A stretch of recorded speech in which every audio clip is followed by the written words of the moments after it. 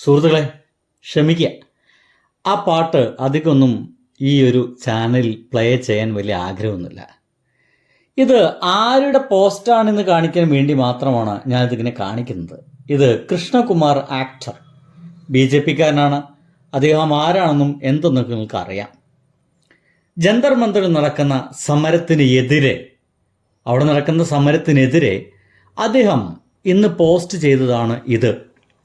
കശ്മീരിലെ കല്ലേറ് നിർത്താൻ അറിയാമെങ്കിൽ പിന്നെയാ ഡൽഹി എന്ന് നരേന്ദ്രമോദിജിയുടെ, നമ്മുടെ പ്രധാനമന്ത്രിയുടെ ഫോട്ടോയും വെച്ചുകൊണ്ട് ഒരു ഗംഭീര പോസ്റ്റാണ്. മക്കളെ കൊണ്ട് കുടുങ്ങിക്കെടുക്കുകയാണ് ഇപ്പോൾ സിനിമാ മേഖലയിലെ പല ആൾക്കാരും. മോഹൻലാൽ കുടുങ്ങി എന്ന് വെച്ച് കഴിഞ്ഞാൽ മോഹൻലാലിൻ്റെ മകള് വിസ്മയ പുതിയ തലമുറയാണ്, ജെൻസിയാണ്. സ്വാഭാവികമായിട്ടും ഇപ്പോൾ നമ്മുടെ സമൂഹത്തിൽ നടന്നുകൊണ്ടിരിക്കുന്ന പ്രശ്നങ്ങൾക്കെതിരെ അവർ പ്രതികരിക്കും. പ്രശ്നം നമുക്ക് എല്ലാവർക്കും അറിയാം, പരീക്ഷയാണ്, നീറ്റ് പരീക്ഷയാണ്. അത് നീറ്റായിട്ട് നടത്താൻ കഴിയാത്ത ഒരു ഗവൺമെൻറ്റിൻ്റെ, ആ ഒരു ഗവൺമെൻറ്റിൻ്റെ ഭാഗമായി പ്രവർത്തിക്കുന്ന വിദ്യാഭ്യാസ മന്ത്രി രാജിവെക്കണമെന്നാണ് കുട്ടികളുടെ ആവശ്യം.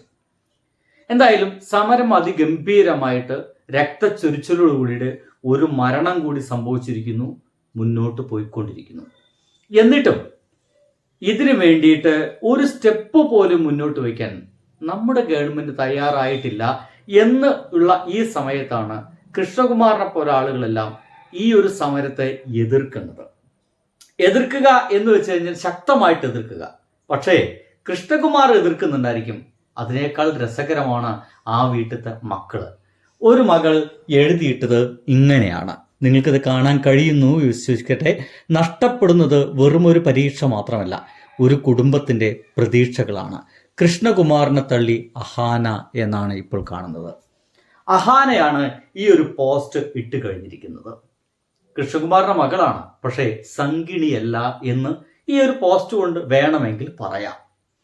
എന്തായാലും കൃഷ്ണകുമാറിന്റെ അഭിപ്രായമല്ല മകളായ എനിക്കുള്ളത് എന്നാണ് ഇതിൻ്റെ ഒരു ചുരുക്കം. സംഗീതം അവിടെ കിടക്കട്ടെ.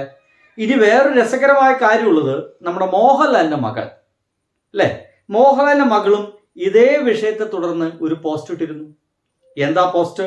കൃത്യമായിട്ടും ആ ഒരു സമരത്തെ അനുകൂലിക്കുന്ന രീതിയിലായിരുന്നു പോസ്റ്റ് വന്നിരുന്നത്. ശരി, മോഹൻലാലിന്റെ മകള് അങ്ങനെ പോസ്റ്റ് ഇട്ടത് കൂടിയിട്ട് എന്താ സംഭവിച്ചത്? സംഘികൾ എല്ലാവരും കൂടിയിട്ട് അങ്ങോട്ട് കയറി മേയാൻ തുടങ്ങി. ഒപ്പം മകളെയും, വിസ്മയ എന്ന് പറയുന്ന മകളെയും അച്ഛനെയും, രണ്ടുപേരുടെയും ഫോട്ടോയ്ക്ക് താഴെ പോയിട്ട്, പോസ്റ്റുകൾക്ക് താഴെ പോയിട്ട് പച്ചത്തെറി വിളിച്ചുകൊണ്ടിരിക്കുകയാണ് ഇവിടുത്തെ സംഘപരിവാരുകാര് എന്ന് മനസ്സിലാക്കിയാൽ മതി. സംഗതി അപ്പോൾ ഒരു മകളുടെ പ്രശ്നം കൂടി അച്ഛനെ വല്ലാണ്ട് വേവലാതിപ്പെടുത്തുന്നു എന്നർത്ഥം. ഇനി അവിടെ നിൽക്കട്ടെ. ഇനി അച്ഛന് ഒന്ന് നേരിട്ട് പറയാൻ വയ്യ, അതിന് പകരം വേറൊരാളെ ഏൽപ്പിച്ച പോലെ ഇന്ന് രാജ്യം കാത്ത നമ്മുടെ പട്ടാളക്കാരനായിട്ടുള്ള, പിന്നീട് സിനിമാക്കാരനായ, ഒരുപാട് നല്ല രാജ്യസ്നേഹ സിനിമകളെല്ലാം നമുക്ക് തന്ന മേജർ രവി സാറ് ഒരു രസകരമായ കമന്റ് പറഞ്ഞിട്ടുണ്ട്. കേൾക്കണം. അതിങ്ങനെയാണ്: നിങ്ങളുടെ ഫ്രണ്ടിന്റെ മകളുടെ കാര്യം എന്നും പറഞ്ഞുകൊണ്ട് ഇപ്പം കുറച്ച് ആൾക്കാരെ എനിക്ക് വിളിക്കുന്നുണ്ട്. ഒറ്റ വാക്ക് പറഞ്ഞു നിർത്താം. എനിക്ക് മായ എന്ന് പറഞ്ഞ പെൺകുട്ടിയെ കുട്ടിക്കാലം തൊട്ട്, ജനിച്ച അന്ന് മുതലൊക്കെ ഞാൻ കാണുന്നൊരു കുട്ടിയാണ്. ആ കുട്ടിയുടെ സ്വഭാവം എന്താണെന്നുള്ളത് എനിക്കറിയാം. ആ കുട്ടിക്ക് രാഷ്ട്രീയപരമായിട്ടുള്ള ഒരു നോളജോ ഇതൊന്നുമില്ല. വളരെ ഹ്യൂമെയിൻ ആയിട്ടുള്ള കുട്ടിക്കാലം മുതലൊക്കെ ഏതെങ്കിലും മതി. മോഹൻലാലിന്റെ മകൾക്ക് രാഷ്ട്രീയ ബോധ്യമൊന്നുമില്ല, പക്ഷേ ഹ്യൂമാനിറ്റി വളരെയധികം കൂടുതലാണ് എന്നാണ് മേജർ രവി സാർ പറയുന്നത്. സർ, അത് മതി. ജന്തർ മന്ദിറിൽ നടന്നുകൊണ്ടിരിക്കുന്ന ആ ഒരു സമരത്തിന് അനുകൂലമായിട്ട് ഞാനുമുണ്ട് എന്ന് പറയാൻ ആ ഒരു ഹ്യൂമാനിറ്റേറിയൻ കൺസെപ്റ്റ് ധാരാളമാണ്. ഒരു രാഷ്ട്രീയ ബോധ്യവും വേണ്ട, ആ സമരത്തിനൊപ്പം നിൽക്കാൻ ഒരു രാഷ്ട്രീയ ബോധ്യവും വേണ്ട. നമ്മളെല്ലാവരും മനുഷ്യരാണെന്നും നമുക്കിവിടെ ഒരു നല്ല ഭാവി വേണമെന്നുള്ള ചിന്ത മതി. നോക്കൂ, 2014 ശേഷം എന്താണ് നമ്മുടെ ഇന്ത്യ എന്ന് വെച്ച് കഴിഞ്ഞാൽ അതിഭീകരമായിട്ട് വിഭജിക്കപ്പെട്ടുകൊണ്ടിരിക്കുന്നു. ജാതിയുടെയും മതത്തിൻ്റെയും ഭക്ഷണത്തിൻ്റെയും നിറത്തിൻ്റെയും പേരിൽ എന്നല്ലാതെ വേറെ എന്താണ് നമ്മൾ? എത്ര ഭീകരമായിട്ടാണ്, എന്തൊരു രൂക്ഷമായിട്ടാണ് നിങ്ങൾ ആ രീതിയിൽ തന്നെ കണക്കെടുത്തോളൂ. BJP അധികാരത്തിൽ വരുന്നതിന് മുമ്പ് ശേഷം എന്ന് കണക്കെടുത്തു കഴിഞ്ഞാൽ കൂടുതൽ നമ്മൾ മതത്തെക്കുറിച്ച് ചിന്തിക്കാൻ തുടങ്ങിയിരിക്കുന്നു. നമ്മുടെ സൗഹൃദങ്ങളിൽ എത്ര മുസ്ലിങ്ങൾ ഉണ്ട് എന്നൊക്കെ ചിലരൊക്കെ കണക്കെടുക്കാൻ തുടങ്ങിയിരിക്കുന്നു. മുസ്ലിങ്ങളെ സംരക്ഷിക്കേണ്ടത് ഒരു ആവശ്യമാണ് എന്ന ചിന്താഗതി ചിലർക്കൊക്കെ വന്നു തുടങ്ങിയിരിക്കുന്നു. ഒരു ഭക്ഷണം കഴിക്കുമ്പോൾ മരിക്കുമോ എന്നുള്ള തോന്നൽ ചിലർക്കെല്ലാം ഉണ്ടായി തുടങ്ങിയിരിക്കുന്നു. ഒരു ജോലിക്ക് പോകുമ്പോൾ ജാതീയമായിട്ട് ആ ഒരു ജോലി സ്ഥലത്ത് നിന്ന് തന്നെ ആട്ടിപ്പുറത്താക്കപ്പെടുമോ എന്ന് ചില ആളുകൾക്ക് ഭയം തോന്നി തുടങ്ങിയിരിക്കുന്നു.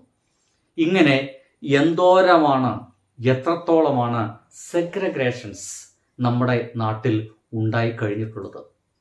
ഇപ്പോൾ തന്നെ 10-21 കുട്ടികളാണ് ഒരു പരീക്ഷ റദ്ദായതിൻ്റെ പേരിൽ മാനസിക വിഷമത്താൽ മരിച്ചു പോയത്, ആത്മഹത്യ ചെയ്തു പോയത്. ഒരമ്മ പറയുന്നുണ്ട്, എനിക്ക് രക്ഷിതാക്കളില്ല, എനിക്ക് ഭർത്താവില്ല, എൻ്റെ മകൻ മാത്രമേ ഉണ്ടായിരുന്നുള്ളൂ, അവൻ പോയി. ഇനി ജന്തർ മന്ദറിലുള്ള ഈ കുട്ടികളൊക്കെ തന്നെയാണ് എൻ്റെ കുട്ടികൾ, ഇവർക്കൊപ്പം നിൽക്കാനാണ് വന്നേ, ഇവിടെ മരിച്ചു വീഴുകയാണെങ്കിൽ അത്രയും സന്തോഷം എന്നൊക്കെ പറഞ്ഞു വരുന്ന രക്ഷിതാക്കളെ നമുക്ക് അവിടെ കാണാം. ആ മരിച്ചുപോയ കുട്ടികളുടെ ആ ഉത്തരവാദിത്തം ആരേറ്റെടുക്കും? ഒരാളും ഏറ്റെടുക്കാനില്ല, അതിനെക്കുറിച്ച് സംസാരിക്കുന്നുമില്ല. അതൊരു ഫണ്ണി ഇൻസിഡൻസ് മാത്രമായിട്ട് മാറുകയാണ് നമ്മുടെ ഇന്ത്യയിൽ എന്നുള്ളത് വലിയ വിഷമമുള്ള സംഗതികളാണ്. എന്തായാലും മക്കളെ കൊണ്ട് കുടുങ്ങിയിരിക്കുന്നു കേരളത്തിലെയും രക്ഷിതാക്കൾക്ക്. ബൈ.